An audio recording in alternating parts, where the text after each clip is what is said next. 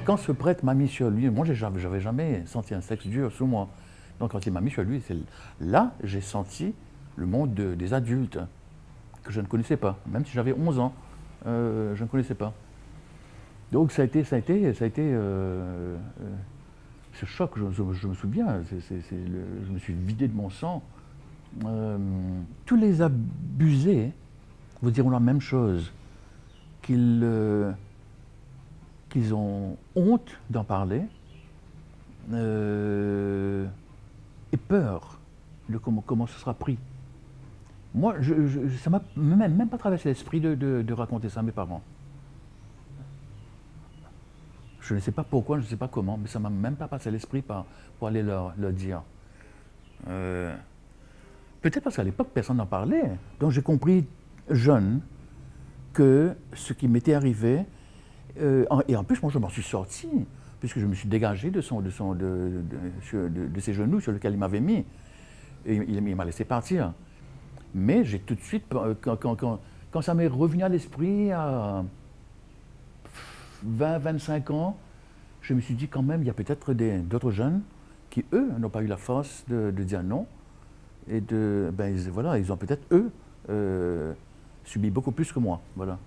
Depuis que j'ai témoigné, il y a plein de gens, plein d'hommes aussi, qui m'ont dit qu'ils ont subi aussi des attouchements, du harcèlement dans les écoles où ils ont été, ou avec des profs, ou alors avec les frères et les mères supérieures.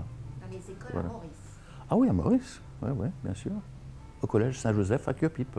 C'était des frères irlandais, catholiques irlandais, qui repartent tous à un moment donné, repartent dans leur pays. Ils ont dû mourir là-bas, dans son pays. En plus, c'était un être vraiment vilain, mais vilain de chez vilain. Donc repoussant aussi, voilà. Pas juste méchant, mais repoussant aussi. C'était évident qu'il a dû essayer ça sur d'autres garçons. Eh bien, il n'y a qu'à voir l'attitude des papes successifs qui ferment leurs yeux et leurs oreilles. Ils ne font absolument rien.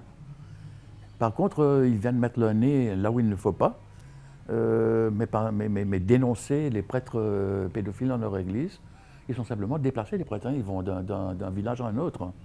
Voilà, donc c'est le cadet de leurs soucis. S'il avait été plus loin, je crois que là, j'aurais pu dire oui. Vous voyez? Là, tout ce que j'ai ressenti son sexe dur sous moi, et j'ai bondi hors de ses genoux. Donc il n'a pas été plus loin. S'il avait été plus loin, s'il y avait eu pénétration et tout le reste, effectivement, là, ça aurait impacté dans ma vie. Non, là, c'était vraiment... c'est plus qu'un geste déplacé. C'est pas du viol, mais c'est plus qu'un geste déplacé. Je ne sais pas où le situer exactement. Mais ce n'est jamais pardonnable.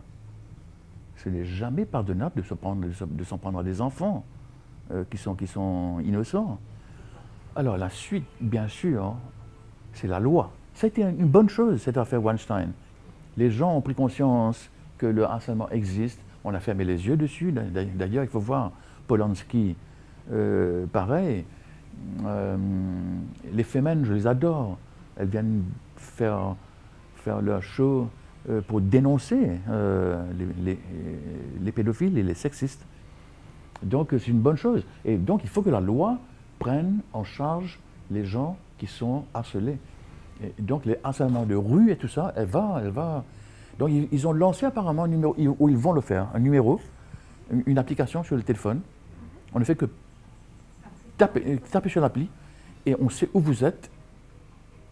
Et on peut, malheureusement, on a affaire à des bandes de bourriquets qui sont au gouvernement. Gouvernement après gouvernement, c'est les mêmes bourriques, c'est des hommes. D'ailleurs, le nombre de femmes, c'est impressionnant, le petit nombre de femmes, oui, voilà, le quota. Et celles qui sont comme la présidente, qui ne fout absolument rien, qui ne bouge pas son petit cul pour faire autre chose. Excusez mon langage, je me suis cru, c'est comme ça. Quand je suis en colère, c'est comme ça. Il faudra qu'on puisse continuer encore à dire et à s'indigner et à être en colère pour faire les gouvernements, faire passer des lois. Voilà.